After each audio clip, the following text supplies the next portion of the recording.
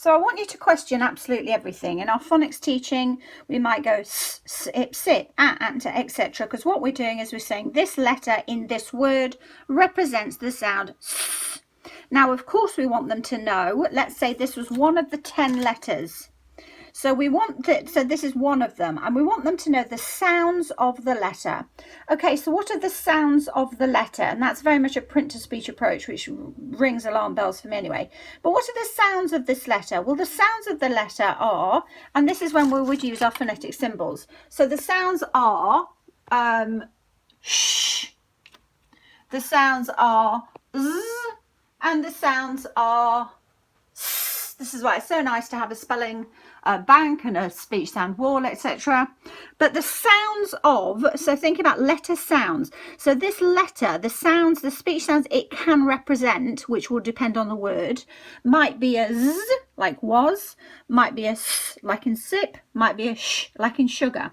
So think about here, we've got 3 sounds, okay? We've got 3 phonemes, 3 letter sounds. So then choose another 9 letters. Now just play with this, please everybody, just play with this, question everything you read. So it's saying that if they know the letter sounds of these, they can read, of 10 letters, they can read 26,000 words. Okay, now 26,000 words, that means those 26,000 words have to be made up of just the 10 letters that we've got.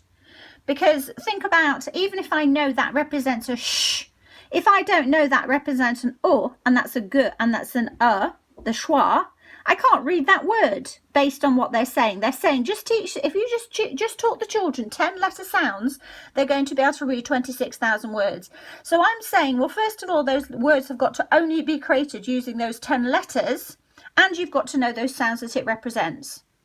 It doesn't make sense however you do it. I think the guy has been misquoted, and I think he's going off a that was years ago, which I can send you if you're interested, but I think where he was actually using a mathematics. So saying, for example, if you've got the numbers 1 to 10, how many 3-digit numbers are there? How many 4-digit numbers? How many 5-digit numbers? Well, it can end up with 26,000, although even then I'm not sure it can. But he's just applied the same thing, and it's just absolute rubbish, because reading, there are 26 letters, at least 44 phonemes, and at least 350 or so different spelling choices. So think about that. Like that that represents the sh. There's our monster sh.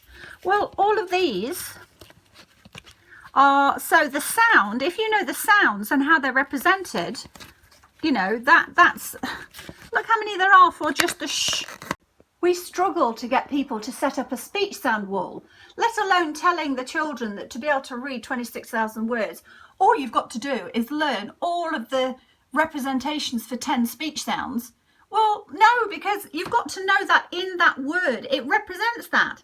Even if you know that, you know, that the S represents the sh sound, it still means that you've got to know when you see the word sugar, that S represents the sh. There are so many skills that go into it that anybody should know, even if they know to look at that and say s, and know to look at that and say ah, and to know to look at that and say t, as a high frequency representation. Just because you know the letter sounds s, ah, t, does not mean you can read that and know that that is the word sat or what it means. But you don't know, it doesn't necessarily mean they can read that word, because they don't just need to know the letter sounds, they need to have the skills to be able to blend them.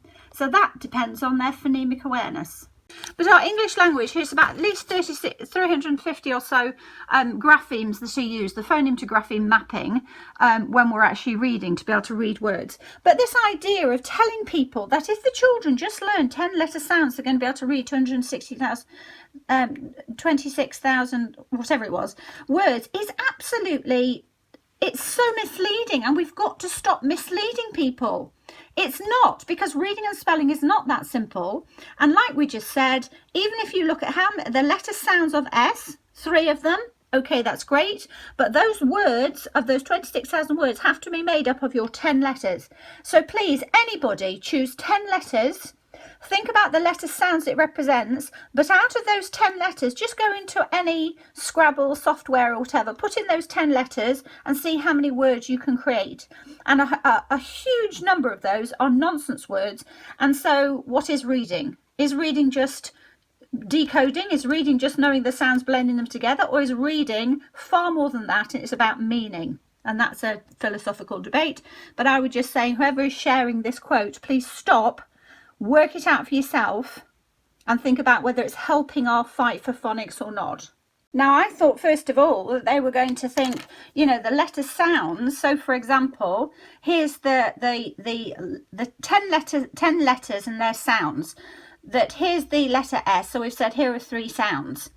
And I thought they were meaning, okay, well, if you take those 3 sounds, like z, so if you actually take the z and the sh and the s, etc., and that if the children know those letter sounds, then do they know those letter sounds, those phonemes, and how they're represented? But that's a nonsense. It just wouldn't work. It still couldn't work like that, because what this quote is trying to imply is that it's really easy. 10 letters, if you teach them the sounds of 10 letters, they're going to be able to read 26,000 words. Well, no. So why are people sharing this without thinking? It's like fake news. It's like, you know, conspiracy theories or whatever. Why are people so quick to share things that sound absolutely incredible? Because often when they sound that bizarre and, you know, amazing, they're not true. Now, the quote also said, if a child memorises 10 words, let's say they memorise this word, then that's all they can do is read 10 words. Well, no, not if you're using SSP, because we code map. So we'll go, okay, I've memorised that word. Let's say I've learnt that word by heart, because I was at a school before that was teaching sight words as whole words. Okay, now you're learning using SSP. Let's code map it. Said, because every word can be code mapped. Said. Okay, now what have you learned? Okay, so I've learnt that can represent a s in this word, definitely. That can represent a d, that can represent an s sound. Okay, so when I look at this word, I might even be able to recognise the pattern. Sorry, can you read that? Again. Again. So I've used that here, and that's what is the basis of orthographic mapping. So saying that a child memorises a word and that's all that they can read is absolutely spot on if you're not doing what we're doing with our SSP classrooms, which is then code mapping. So it's using the knowledge the children have when they come to us and expanding on that to ensure that children understand the phoneme to grapheme mapping.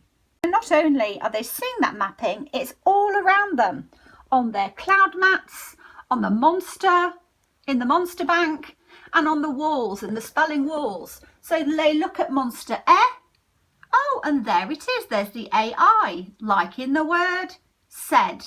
And there are the other ones, because at their old school, they also only looked at that and that for So not only are they going to struggle to read, they're going to struggle to spell as well.